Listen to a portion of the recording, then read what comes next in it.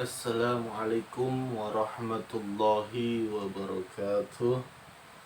Apa kabar anak-anakku sekalian, kelas 3A, 3B maupun kelas 3C.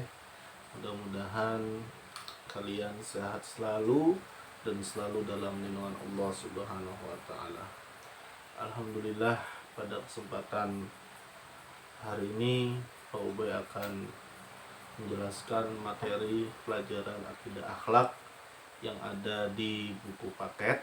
Nah, kalian buka buku paketnya, akidah akhlak halaman 129, pelajaran 10 ya. Sudah kalian buka, kalian simak baik-baik ya. Sebelum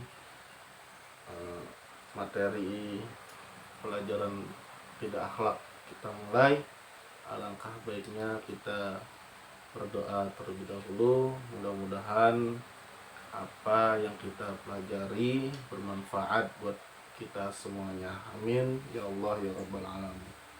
Bismillahirrahmanirrahim.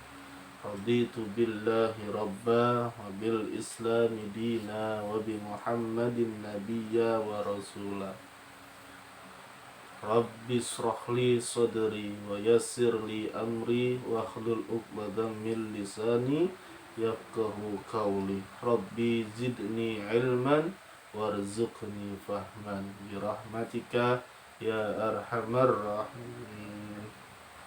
Baik, simak baik-baik pelajaran 10 akhlak terpuji 2. Kemal dan Dio bermain bersama di rumah. Mereka tampak rukun dan tidak berkelahi seperti biasanya. Ketika Dio kesulitan memasang mainannya, Kemal sebagai kakaknya membantu ibu melihat kerukunan antara keduanya dengan rasa bangga dan bahagia. Nah, jadi Kemal dan Dio ini adalah adik kakak ya, yang alhamdulillah terlihat tampak rukun dan akur dan tidak berkelahi seperti biasanya. Biasanya kan kakak sama adik suka ini ya, suka berebut apa gitu. Kadang-kadang lagi main bareng rebutan, nonton TV bareng rebutan remote ya. Jangan seperti itu ya. Membudayakan hidup rukun dan tolong menolong antar saudara harus dibiasakan sejak dini agar tercipta hubungan persaudaraan yang penuh dengan kedamaian dan kasih sayang. Apakah kalian sudah menerapkan hidup rukun dan saling tolong menolong dengan saudaramu di rumah? Nah, itu jawaban ada di diri kalian semuanya ya. Usahakan sejak dini, maksudnya sejak kecil ya, itu harus sudah hidup rukun dengan saudara. Contoh kecilnya tolong menolong ya, kalau main yang akur ya. Apabila kalian masih sering bertengkar, cobalah untuk saling memahami dan menghormati agar tercipta kehidupan yang damai dan rukun antar saudara. Langsung ke halaman 132. 132. Setiap muslim diwajibkan berperilaku terpuji dalam kehidupan sehari-hari. Jika kalian selalu menampilkan perilaku terpuji, teman-teman merasa senang ya. Jadi kalian harus baik dengan siapapun ya. Akhlaknya harus dijaga. Insya Allah kalau kita selalu menggunakan akhlak yang baik, teman-teman kita juga senang sama kita ya. Perilaku terpuji akan membuat ketentraman di rumah, di sekolah, dan di masyarakat. Membiasakan berakhlak terpuji harus dimulai dari diri sendiri ya. Jangan suka ngomongin orang, oh, dia sikapnya jelek, nah, jangan ya. Kita harus bisa menilai diri kita sendiri. Apakah kita sudah baik? Apakah kita ini lebih baik daripada mereka? Ya, itu ada di diri kita sendiri. Siapa yang dapat menyebutkan apa saja perilaku yang terpuji tersebut? Banyak sekali perilaku terpuji yang akan mendatangkan pahala bagi kita dan mendekatkan kita kepada Yang Maha Kuasa. Selain bermanfaat untuk kehidupan di dunia, berperilaku terpuji juga menguntungkan kehidupan kita di akhirat kelak.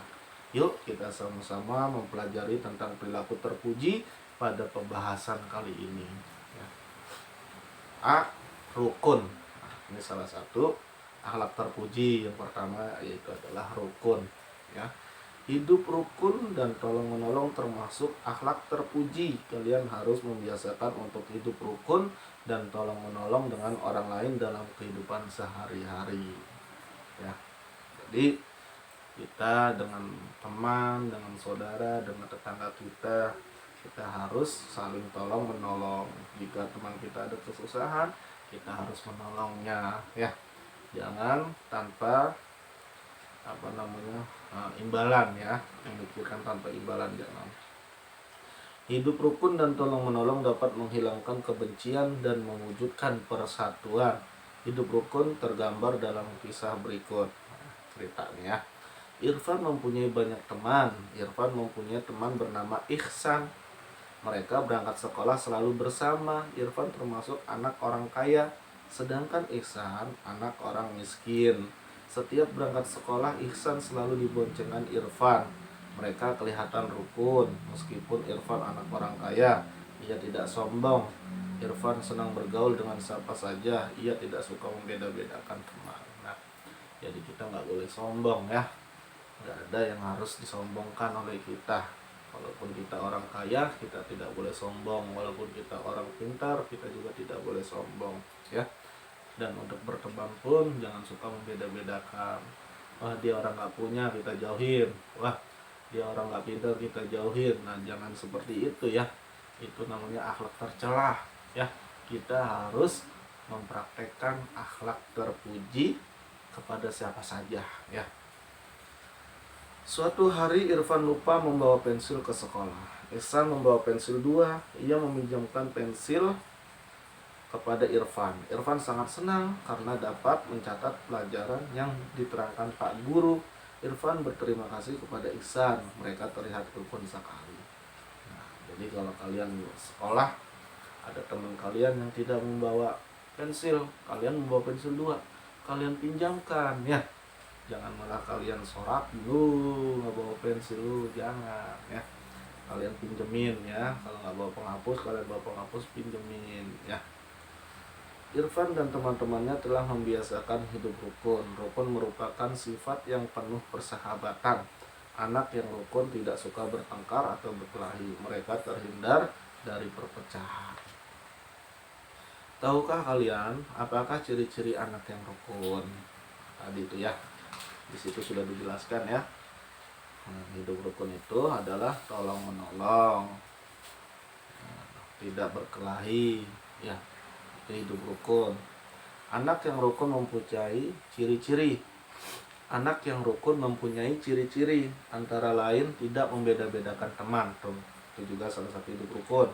Senang membantu orang lain atau tolong menolong, menghargai pendapat orang lain, saling menghormati sesama dan saling menyayangi sesama. Nah, itu adalah contoh ciri-ciri hidup rukun. Sifat tidak rukun hanya mendatangkan permusuhan. Anak yang tidak rukun mempunyai ciri-ciri antara lain tidak mempunyai teman, hidupnya tidak tenang, mudah marah, senang bertengkar, dan tidak mau meminta maaf jika bersalah. Jangan sampai, lanjut. B. Tolong menolong. Laila dan Zahra bersama-sama berangkat ke sekolah.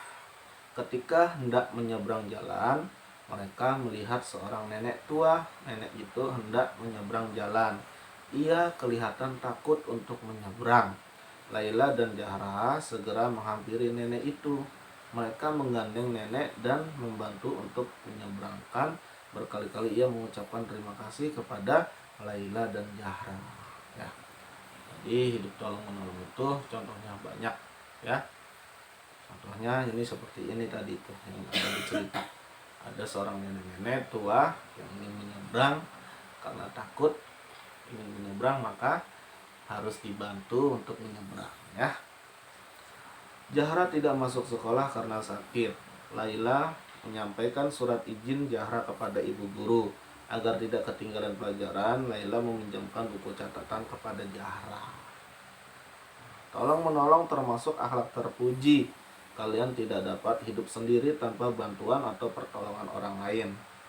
Perilaku tolong menolong akan mendatangkan banyak manfaat, antara lain pekerjaan yang berat akan menjadi ringan. Masalah yang sulit dapat menjadi mudah. Dapat terjalin kerukunan hidup dengan orang lain. Orang lain akan senang menolong kalian dan mempunyai banyak teman ya. Banyak contohnya ya, tolong menolong ya. Terus juga kita hidup di dunia ini tidak sendiri ya. Makanya kita harus saling tolong menolong. Kalau ada orang kesusahan, tetangga kita, saudara kita, mari kita bantu. Begitupun juga nanti kalau kita sedang kesulitan, pasti kita akan dibantu karena kita selalu membantu orang ya. Kalian diwajibkan tolong menolong dalam berbuat baik dan dilarang tolong menolong dalam berbuat jahat. Misalnya, kalian dilarang tolong menolong dalam mencuri uang saku teman dan menyontek ketika ulangan. Nah, itu nggak boleh. Nyontek dong. Oh, jangan ya. Itu namanya perbuatan tercela. Ya, jangan. Nanti kita ini yuk, kita ambil uangnya si Ahmad yuk. Nah, itu pun juga tidak boleh ya. Dosa ya. Allah berfirman sebagai berikut. Wa ta'awanu 'alal birri wat taqwa wa la ta'awanu 'alal ismi bil adwan. Itu ada di surat Al-Maidah ya. Masalah itu adanya di ayat 5 atau di ayat 2 ya, di ayat 2. Yang artinya tolong menolong dan tolong menolonglah kamu dalam mengerjakan kebajikan dan takwa, dan jangan tolong menolong dalam perbuatan dosa dan permusuhan ya. Di situ sudah dijelaskan ya di dalam Al-Qur'an ya. Nah, ini nanti sisanya kalian baca ya. Ini ada cerita 135 itu cerita, terus ada rangkuman itu kalian baca. Nah, dan untuk tugasnya kalian kerjakan yang ada di halaman 137 itu bagian A dan bagian B-nya saja ya, kalian kerjakan ya. Nah, mungkin ini saja yang bisa Bobe sampaikan. Mudah-mudahan bisa dipahami dan bermanfaat buat kalian semuanya. Amin ya robbal alamin. Apabila ada kekurangan, entah itu dalam tata berkata yang kurang tersusun rapi atau ada sindiran-sindiran ya, mohon dibukakan pintu maaf yang seluas-luasnya ya. Terima kasih. Akhirul kalam, wallahul muwaffiq ila aqwamit thoriq. Wassalamualaikum warahmatullahi wabarakatuh.